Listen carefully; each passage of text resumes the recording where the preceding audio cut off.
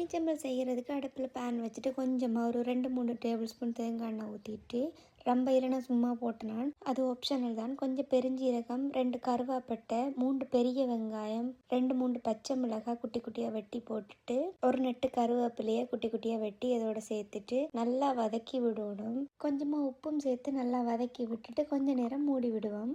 ஒரு 5 நிமிஷத்தில் நல்லா வதங்கிடும். இப்போ மூடியை திறந்துட்டு 1 டேபிள் ஸ்பூன் மிளகாய்த்தூள் கணக்கு போடாதுங்க, நல்லா இருக்காது. 1 டேபிள் ஸ்பூன் மிளகாய்த்தூளும் வெட்டுத்தூளில் 1-1.5 டேபிள் ஸ்பூன் சேர்க்கலாம் உரைப்புக்காக. ஆனால் மிளகாய்த்தூள் கணக்கு சேர்க்காதுங்க, நல்லாவே இருக்காது. நான் ஒரு 3 கரண்டி சீனி எடுத்துருக்கிறேன். நீங்கள் ப்ரௌன் சுகர் எடுக்கலாம், ஒயிட் சுகர் எடுக்கலாம், அது உங்களோட விருப்பம். 2 டேபிள் ஸ்பூன் கெச்சப் எடுத்துருக்கிறேன். வேணும்னா நீங்கள் ஸ்வீட் சில்லியும் ஆட் பண்ணலாம். சேர்த்துட்டு நல்லா வதக்கி விடுங்க. கொஞ்சம் தண்ணி சேர்த்துட்டு மூடி வதக்கினாலும் வதக்கலாம். ஏன்னா எனக்கு தண்ணி தேவைப்படலை, அதனால் நான் அப்படியே மூடி வதக்குறேன். திரும்பவும் ஒரு 2 நிமிஷத்துக்கு பிறகு கொஞ்சமாக மல்லியில் சேர்த்துட்டு அடுப்பு ஆஃப் பண்ணி விட்டீங்கன்னா சீனிச்சம்பல் ரெடி ஆகிடும். ட்ரை பண்ணி பார்த்துட்டு எப்படி இருக்குன்னு சொல்லுவீங்களோ? சரி, ஓகே, ட்ரை பண்ணி பாருங்கள். பாய்.